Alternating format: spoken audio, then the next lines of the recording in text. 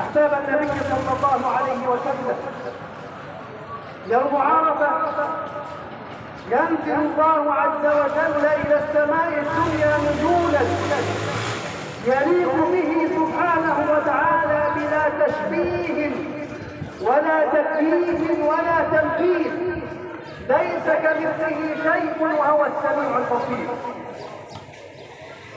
الله سبحانه وتعالى ينزل إلى السماء الدنيا في ذلك اليوم من داع يدعو إلا استجاب الله سبحانه وتعالى له.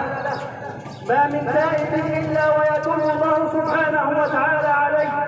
أفضل الدعاء دعاء يوم عرفة كما قال النبي صلى الله عليه وسلم عن عمرو بن شعيب عن أبيه عن جده عمر رضي الله عنه أن النبي صلى الله عليه وسلم قال: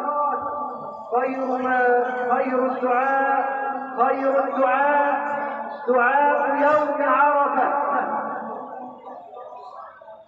يوم عرفة أفضل الدعاء. اجعل لك ساعة ساعتين ثلاثة تدعو الله عز وجل ولا تمل، إن الله لا يمل حتى تمل أحباب النبي صلى الله عليه وسلم. وخير ما قلت أنا والنبيون قبلي: لا إله إلا الله وحده لا شريك له، له الملك وله الحمد وهو على كل شيء قدير. يبقى تدعو الله عز وجل في ذلك اليوم وتكثر من قول لا إله إلا الله وحده لا شريك له، له الملك وله الحمد وهو على كل شيء قدير، وتكبر وتهلل ذلك اليوم أحباب النبي صلى الله عليه وسلم. والتكبير المقيد، احنا في الأيام من أول ذو الحجة تكبير مطلق في أي وقت كبر. التكبير المقيد يبدأ من فجر يوم عرفة بعد كل صلاة، كبر الله عز وجل كل صلاة إلى رابع يوم التشريق العصر اليوم يوم التشريق. ثم أحباب النبي صلى الله عليه وسلم حتى لا أطيل عليكم صيام يوم عرفة لغير الحج يكفر سنتين بكام؟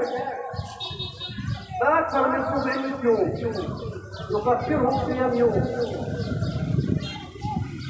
سئل النبي صلى الله عليه وسلم عن صيام يوم عرفة فقال النبي صلى الله عليه وسلم: أحسنت إلى الله عز وجل أن يكفر سنة ماضية وسنة باقية وسنة جاية لسه. صيام يوم واحد، صيام بكرة يكفر أكثر من 700 يوم ذنوب. تخيل فضل الله عز وجل على أمة النبي صلى الله عليه وسلم. تخيلوا أحباب النبي صلى الله عليه وسلم إنها تصوم 12 ساعة ولا 15 ساعة من 4 8 يكفر لك 700 يوم. هذا فضل من الله عز وجل عظيم. المحروم هو من حرم قيام ذلك اليوم أحباب النبي صلى الله عليه وسلم، وهو سنة مؤكدة عن النبي صلى الله عليه وسلم.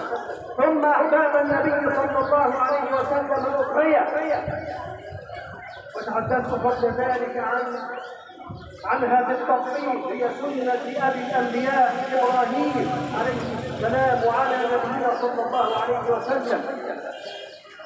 قال النبي صلى الله عليه وسلم كما قال البراء بن عازب: أول ما نبدأ يومنا هذا نصلي، اللي هو يوم النحر اللي هو أفضل الأيام، ثم نذهب فننحر ضحيتنا. وقال الله عز وجل للنبي صلى الله عليه وسلم: ولنا إنا أعطيناك الكوثر فصل لربك وانحر إن شانئك هو الأبتر.